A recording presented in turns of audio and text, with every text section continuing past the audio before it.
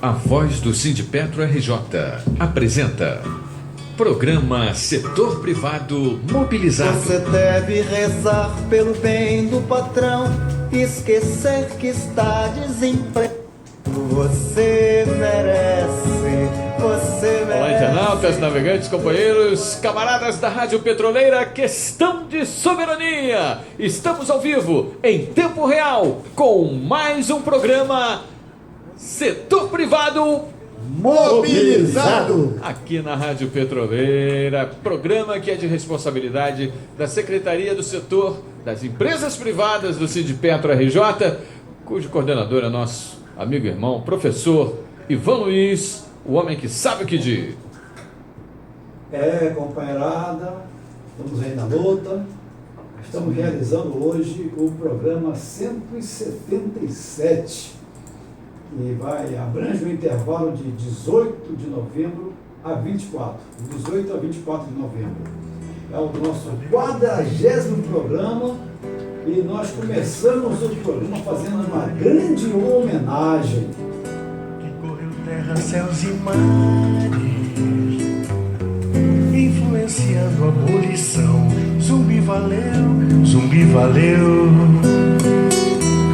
Hoje a vila é que zomba, é batuque, canto e dança, jongo e maracatu. Vem menininha, vem dançar o caixão. Vem menininha, vem dançar o caixão.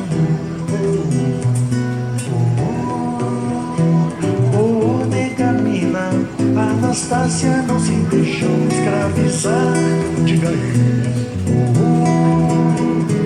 Oh, Clementina, o pagode é o Partido Popular. Maravilha, maravilha. Quando ele afirma aqui que valeu o Zumbi, né, pela resistência, pela persistência, nós aqui, eu, Furtado e o nosso companheiro aqui, Roberto Ribeiro, que é o nosso convidado hoje, para participar mais uma vez, nós falamos assim, valeu o Zumbi, não é isso? Assim como nós falamos, Furtado, só para dar uma ênfase diferenciada, valeu também Roberto Castro Ribeiro. Por que valeu Roberto Ribeiro, que faz parte dessa homenagem, e nós estamos homenageando também a você e a tua liderança? Por quê que nós temos que falar que valeu Roberto Ribeiro? Porque Roberto Ribeiro vem há 20 anos, como diz o Furtado, que não aguenta mais, falando que nós temos remunerações variáveis que vem massacrando o aposentado, nós temos a RMNR que vem massacrando o aposentado, nós temos várias atitudes, a bônus que vem massacrando o aposentado. Então, Roberto, assim como nós bradamos valeu Zumbi, nós devemos bradar também que valeu Roberto. É com você a palavra. Obrigado. Aí, boa noite aí, companheirada que estão nos ouvindo, companheiro internauta. Obrigado aí, Ivan, por essa falação aí, me pegando aí de surpresa. São 20 anos de fato aí que nós, aposentados e pensionistas, estamos na luta, falando para vocês aí da ativa que essa política de remuneração variável, ela fraude o salário de vocês e, consequentemente, os nossos aposentados e pensionistas. É mais para vocês abrir o olho, e parece que esse acordo coletivo, a empresa está fazendo a maldade com vocês também, reajuste zero. Reajuste zero, quer dizer, foram os aposentados, venderam os inativos. Isso. E agora estão vendendo os ativos. Isso. Né, Furtado? Isso aí. É isso aí, né, companheiros? É importante essas colocações aí, e até porque a gente está numa luta tenaz por caso, né? Porque eles querem de todas as formas tirarem os nossos direitos, as nossas conquistas, que não foram benesses dados pela empresa, mas sim conquista no campo da luta dos trabalhadores, né? E eu já não aguento mais o Roberto Ribeiro falar esse negócio de 20 anos, não aguento mais esse negócio. Mas é uma coisa que a gente às vezes leva até na brincadeira, mas é uma realidade que a gente tem que sempre estar lembrando, né? A gente leva aqui, não só, que a gente também não pode fazer essa dinâmica de estar de mau humor, que isso inclusive não nos faz bem. Faz mal, inclusive. Agora, tem um detalhe, a gente sempre tem que estar lembrando isso aí, para que não só o companheiro aposentado, mas o próprio companheiro da ativa perceba que no futuro o grande perdedor o aposentado já está perdendo, como o Ivan fala, venderam o inativo, agora estão vendendo, os ativos, inclusive. Exatamente. Companheiro Ivan. E foi só um segundo, olha só, eu não penso vocês que eu fico contente, não. Claro que não. Eu não fico contente nem satisfeito, não é só pela perda de vocês agora também, está com reajuste zero, mas nós estamos há 20 anos, mas não estamos contentes não, companheiro. Eu acho que tem que mudar e tem que ser ganho real de salário para toda a categoria, o ativo, o aposentado e pensionista. É verdade, afinal de contas, quem construiu? Os ativos estão construindo, os aposentados construíram. Isso aí tem que ser levado em consideração e não levam, infelizmente. Nós então estamos trabalhando em cima de uma série, e essa série ela passou pela unificação do direito no Brasil, passou pelo programa da função social, e hoje nós vamos fazer a série falando da função social da propriedade. Até teve uma entrevista na Rádio Roquete Pinto, que eu sempre ouço pela manhã, o programa lá do... interessante, muito bom o programa que tem de manhã, que é o painel da manhã. E aí teve um debate sobre esse desastre ecológico, que não foi acidente nenhum, foi um crime ecológico que aconteceu em Minas. Por que se pode afirmar que foi um crime? Porque em 2013 o Ministério Público tinha alertado essa possibilidade de acontecer uma catástrofe. Então, não foi um acidente, tá certo? Foi um crime realmente que aconteceu lá em Minas. Aí eu perguntei no ar para um especialista, uma especialista, sobre se ela poderia falar da função social da propriedade, da empresa, com relação a isso aí. Onde é que fica a função social? E não souberam responder.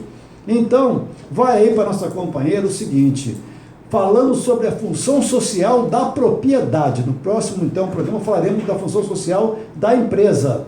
Inicialmente, deve-se esclarecer que a função social da propriedade, abre aspas, não se confunde com as limitações ao exercício do direito de propriedade, decorrente do direito de vizinhança, de normas urbanísticas e administrativas, dos códigos de minas, de caça, de pesca e florestal, entre outras. É ela um poder-dever, tem que ser entendido como um poder-dever, a função social da propriedade, uma obrigação positiva imposta ao titular do direito de propriedade, na qual deve ele exercer seu direito em harmonia com os fins legítimos da sociedade. Quando a gente cai lá, no caso da Samarco, a gente vê, não ouvimos falar ainda do nome do presidente da empresa, da diretoria, ninguém sabe quem é, o diretor responsável pela operação, o diretor que cuida do SMS lá, do Segurança, Meio Ambiente e Saúde, ninguém sabe o nome de ninguém ainda, entendeu? Então está aí a omissão da função social da propriedade. O estudo do princípio da função social da propriedade é, por si só, deveras complexo e longo. Portanto, na presente monografia aqui, nós estamos trabalhando somente a sua definição e passaremos no capítulo seguinte a sua aplicação quanto à propriedade empresarial. José Afonso da Silva, então, ele diferencia em seu curso de Direito Constitucional os sistemas de limitação da propriedade do princípio constitucional função social da propriedade, dizendo que os primeiros dizem respeito ao exercício do direito ao proprietário e o segundo à propriedade em si. Isso tem que ficar muito claro para a nossa categoria. Celso Ribeiro Bastos já afirma que a propriedade como direito fundamental não poderia deixar de se compatibilizar com as destinações sociais. Por conseguinte, tem necessidade de harmonizar-se com os fins legítimos da sociedade. Kiyoshi Harada completa dizendo que atualmente o conceito de propriedade está umbilicalmente ligado ao conceito de justiça social. E também que, olha as palavras dele, se a propriedade privada e sua função social passaram a integrar o elenco dos princípios de ordem econômica, conforme o artigo 170, inciso 2 e 3 da Constituição Federal, não se pode deixar de vincular essa propriedade à finalidade perseguida por aqueles princípios, isto é, assegurar a todos existência digna, conforme os ditames da justiça social. Ainda, segundo José Afonso da Silva, o princípio da função social da propriedade transforma a propriedade capitalista, sem socializá-la, constituindo-se como um princípio ordenador da propriedade e incidindo sobre seu próprio conteúdo.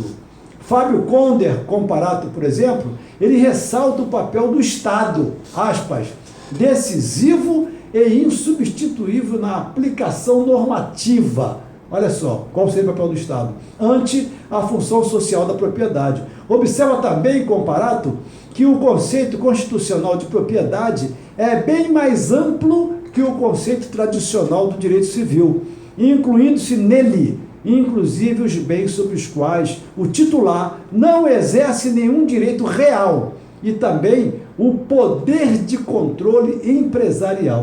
Nesse mesmo sentido, Celso Ribeiro Bastos afirma que, abre aspas, não há um regime único da função social, porque também são diversos os domínios sobre os quais se exerce a propriedade. Assim, parece-nos claro que sobre o poder de controle empresarial aplique-se o princípio da função social da propriedade, nascendo assim o Instituto da Função Social da Empresa. Entenderam? Então, para a nossa comunidade, para a nossa companheirada entender que nós estamos pesquisando com o único intuito é ajudar a nossa companheirada a entender o que a gente vem falando aí em diversos programas, tá certo?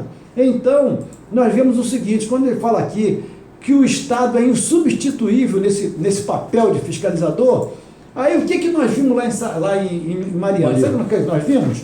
Quando teve o acidente, o governador foi dar uma entrevista no escritório da empresa, irmão. No escritório da empresa, ele tinha que dar entrevista na lama, cara.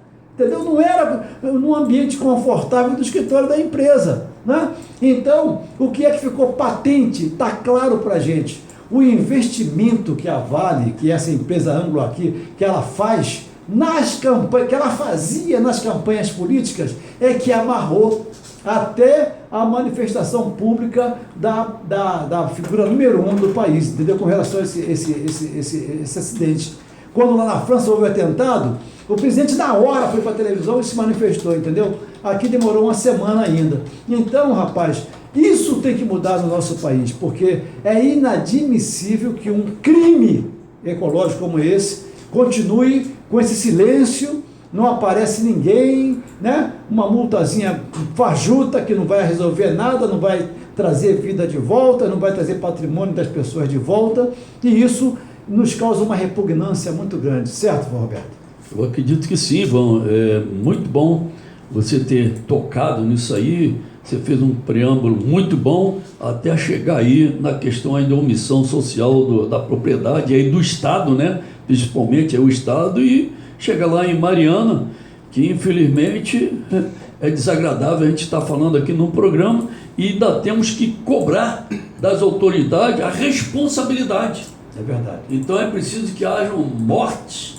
E será que, mesmo ele dando essa entrevista no escritório, não lá no local, acho até que deveria ter ido no local. Da empresa assassina. Ele tem que ir lá no local até para ver de perto o estrago que foi feito. Mas está de parabéns aí você ter se apanhado aí pelo programa. A pergunta que eu faço para o Furtado é o seguinte: Furtado, eles falam assim, acontece esses crimes ecológicos porque está se gerando emprego, porque está não sei o que, está gerando emprego, não é verdade?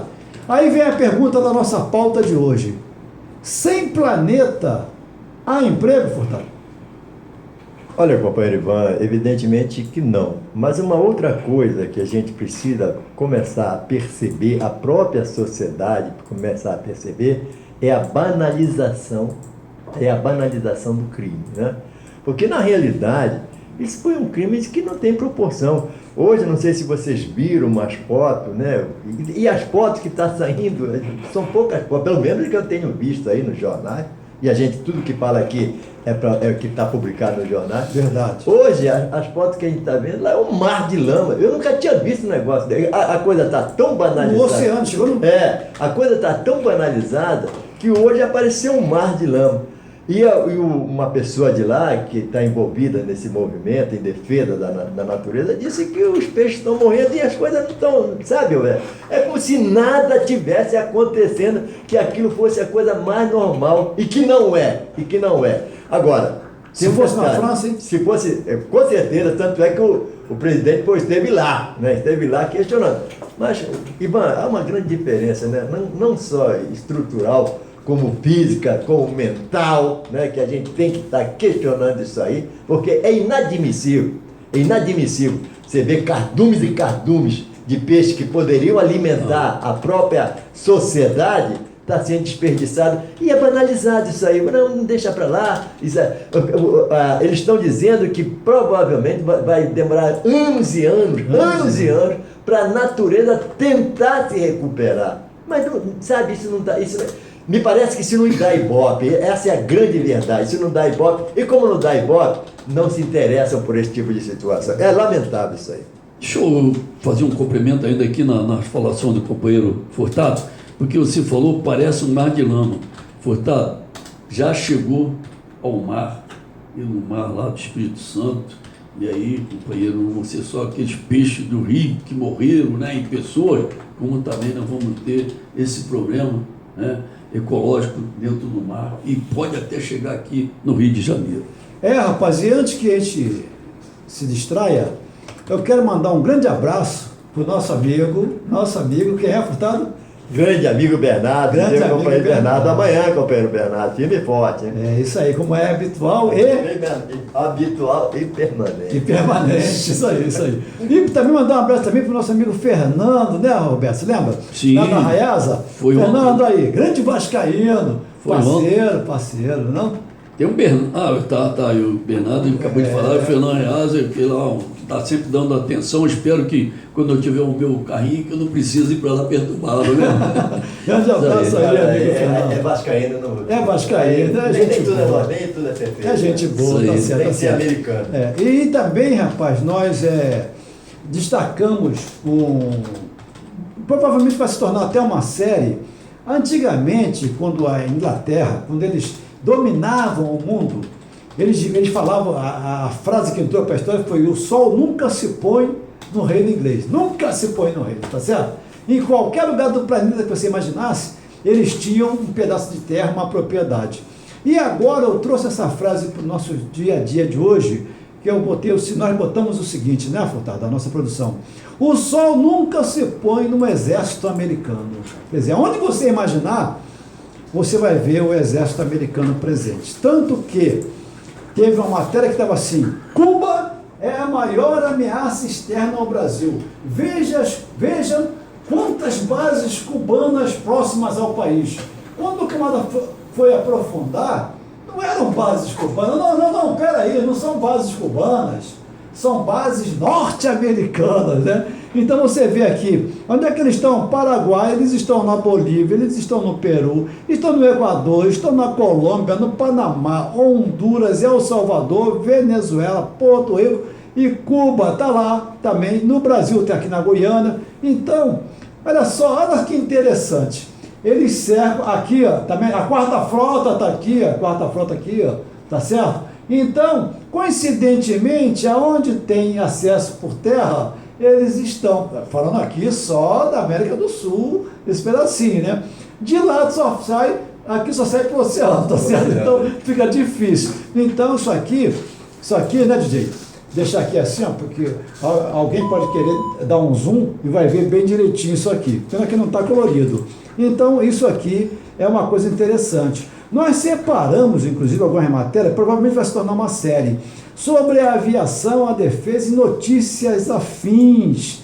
Então você vai ver que o Complexo Militar Norte-Americano da Amazônia, Complexo Militar Norte-Americano da Amazônia, ou o dia que o Blackbird enfrentou os objetos voadores não identificados. Então, rapaz, nós não estamos sozinhos, nós não estamos abandonados, entendeu? Então tem esses objetos voadores não identificados, né? Esse aqui é um texto do Otávio César Pompeu de Toledo, que ele fala assim: como muitos sabem, os Estados Unidos possuem várias bases militares, inclusive algumas bases subterrâneas. Olha só, bases subterrâneas espalhadas ao redor do mundo. Então está muito bem vigiado. Porque quando vem essa hipocrisia do Estado não sei o quê, sabe, é tudo para vender arma. Que aí vende arma para um lado e vende arma para o outro. Aí agora eles estão exportando para nós aqui o terrorismo. Exportando o terrorismo, vem as Olimpíadas. Vai ter que se comprar todo um aparato de segurança, entendeu? Para poder endividar mais o país, porque essas coisas custam muito caro. Então é isso, esse é a estratégia deles para dominar pela dívida, entendeu? Então essas bases subterrâneas, elas são dedicadas a quê? A pesquisas de alto grau de tecnologia e envoltas no maior sigilo possível. Só em nós falarmos isso aqui, eles nos enquadram, sabe como? Na teoria da conspiração. Eles vão dizer que só em falar isso aqui, eles já acham que nós estamos conspirando contra eles, entendeu? Então hoje, por exemplo, você vê o seguinte: para narrar o acontecido em uma dessas bases subterrâneas e secretas no meio da selva amazônica, você vai ver que lá no início do ano de 1997, a Agência Nacional de Segurança, NSA, com autorização de altas autoridades americanas e com um orçamento inicial de 35 bilhões de dólares americanos, montou uma base secreta no meio da selva amazônica. Olha só, 35 bilhões de dólares americanos para montar uma base secreta no meio da selva amazônica, com enormes instalações subterrâneas, contendo 32 níveis subterrâneos. Olha só, 32 níveis subterrâneos, onde eram acomodados ali cientistas de várias partes do mundo, objetivando o desenvolvimento bélico e incluindo pesquisas na área de objetos extraterrestres, o que acabou gerando as famosas tecnologia stealth, a tecnologia utilizada para ocultar navios, aviões e mísseis. Você vê que hoje eles sobrevoam e ninguém sabe, radares não pegam, tudo isso aí, desenvolvido aqui, uma base subterrânea na Amazônia. Isso que eles dizem que a Amazônia é deles. É deles. À noite, nós estamos falando que o petróleo é nosso, temos que fazer a frase: a Amazônia é nossa, porque está feia a coisa, hein? À noite, o céu estrelado, sobre as matas amazônicas, e um avião tanque guarda com ansiedade a chegada de um SR-71. Tinha que ser 71, não tinha? O famoso Blackbird, que havia saído de sua base, a base aérea de Billy Air Force Base Air Combat Command, eu não sou ruim de inglês, localizada aproximadamente a 8 milhas a leste de Marysville, na Califórnia. O Blackbird, então, ele era comandado pelo Major Greene e tinha também como tripulante o Major Andrews, encarregado das comunicações. O Blackbird, então, cruzou os céus do Arizona, Novo México, seguiu para Dallas e de lá para Houston, sempre Houston, tá vendo? Atravessando sob o Golfo do México até a Flórida, onde fez uma leve curva se dirigindo a Havana e a Nicarágua. Passou sob o Canal do Panamá e seguiu rumando a Medellín e Bogotá para adentrar a Amazônia através da Cabeça do Cachorro. Olha só, hein? O Blackbird, então, está voando muito acima do espaço aéreo controlado, a 80 mil pés de altitude, em uma velocidade aproximada de 3.600 km por hora, quando faltavam mais ou menos 20 minutos para um contato visual com a aeronave tanque. O Major Andrews ouviu um pedido de socorro dos tripulantes do tanque, que alegavam estarem sendo seguidos por fortes luzes que emanavam possivelmente de um objeto cilíndrico com uma base triangular que pairava sobre a aeronave. Olha só, eles pensam que tem domínio na Terra, mas fora da Terra não tem, entendeu? Os radares da base também captam o estranho objeto e o comandante, entendendo ser algum avião espião, ordena o imediato lançamento de 2 caças F-15, Eagle, que estavam de prontidão e partiram para a interceptação. O comandante, então, do tanque reporta que já havia saído de 35 mil pés, que são 10.668 metros, para 37.975. Porém, o objeto se mantinha na mesma distância do tanque. Eles estão desesperados e os caras estão lá, do ladinho dele. O major, então, Green, solicita a Andrews que o informe as características e as coordenadas em que o objeto se encontra e recebe o relato de que o OVNI aparece em seus instrumentos, sendo um tipo de aeronave desconhecida para os padrões terráqueos. O Blackbird, então, ele com seus sensores e sua câmera de alta tecnologia, consegue gravar perfeitamente a imagem se deslocando a 40 mil pés de altitude sobre o tanque. Andrews, com voz trêmula, pergunta se o avião conseguiria alcançar o objeto desconhecido. Aí o cara fala, sim, vamos pegar o intruso, responde lá o maluco lá. Aí responde o Major Green, também muito preocupado, pois apesar de sua grande experiência como piloto da USAF, era uma novidade o que iria ser o seu batismo com objetos alienígenas. O Blackbird parece entender que a caçada estava só começando, pois estavam agora voando com a potência e perfeição que foi projetado para ter. Com o duto de ventilação fechado, a velocidade foi aumentando. Andrews informa estar captando vários sinais ao redor do avião tanque. Green aumenta ainda mais a velocidade, deixando um rastro da explosão sônica. Olha o dano causado aqui, rasgando os céus da Amazônia. O Blackbird agora está voando a 1 km a cada 2 segundos e continua acelerando. Olha só, tá vendo só? E os F-15 partem para a interceptação na caçada ao objeto e começam a se movimentar com maior rapidez. O primeiro caça dispara um míssil que passa perto sem atingir o objeto, que aumenta as luzes. Agora emite uma forte luz azul com a cor alaranjada nas extremidades. Os caças, então, agora estão voando a mais de 1.200 km a hora. O estranho objeto, então, repentinamente passa e é ultrapassado pelos caças, que agora são caçados. Olha só. Impressionante, rapaz. Como é que está acontecendo as coisas. Aí ninguém, tem televisão que fala, ninguém fala isso. E a aeronave alienígena, então, parece brincar com os F-15, com o Blackbird, então fica sacaneando eles. Aí o objeto alienígena também percebeu a presença de mais uma aeronave e começa a subir. Os caças voltam à base Green, eleva à frente, e tem mais coisa aqui, mas aí não vai dar tempo mais, entendeu? Então, para você ver que a brincadeira aqui embaixo é mole, cara. É mole, entendeu?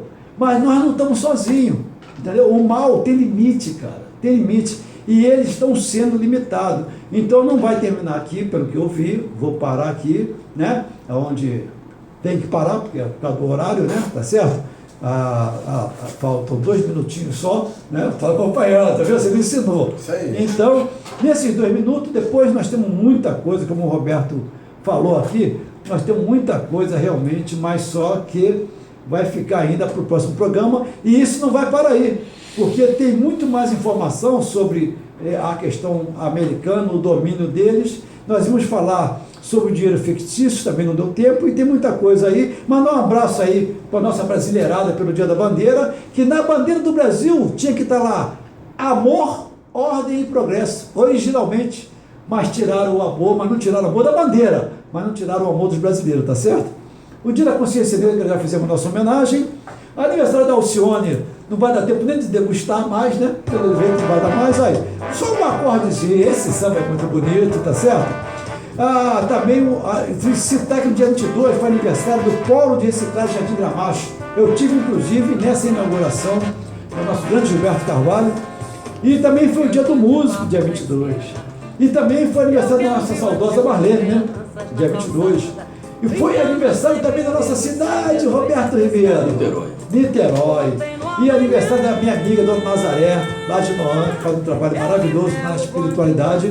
Passo as palavras para Roberto Ribeiro, para Furtado. Rapidamente, eu quero agradecer aí a homenagem que você fez, essa surpresa na abertura aí do programa. Fico muito agradecido e em função da minha luta aí nesses 20 anos em defesa do nosso direito. Muito obrigado pela surpresa. Valeu. Furtado, contigo. É isso aí, companheiros, é importante as citações que são feitas aqui, evidentemente que todas as citações são feitas baseadas em documentos, né? A gente não levanta falta de testemunho, até porque está na Bíblia que é pecado. Agora uma coisa é o seguinte, amanhã nós estaremos participando de uma audiência com referência à consideração no que diz respeito ao RV da refinaria de petróleo de Manguinhos, né? E já há uma comissão formada para estar amanhã presente, né? Vamos ver o que é que a refinaria traz com referência no que diz respeito à proposta. Companheiro Ivan. Valeu. Então até a semana que vem, se Deus quiser. Certo, DJ? Ok.